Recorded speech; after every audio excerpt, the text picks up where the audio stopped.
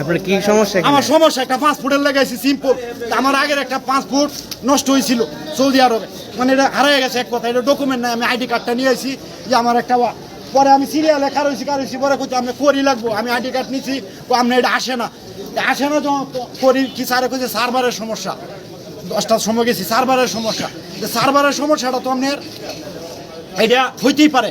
তখন আমি আবার ব্যাক করছি এই লাইনে, আবার গেছি উপরে, তো আমার লেট হয়েছে না, লেট হওয়াতে আইসি পরে সব লোক পাঠায় না, আমার সিরিয়াল নাই, বুঝতে পারি। এর জন্য আমারটা আমি সিরিয়ালছি ভাই, পাসপোর্ট আমার লাগবে না, আমার 6,000 গেছে।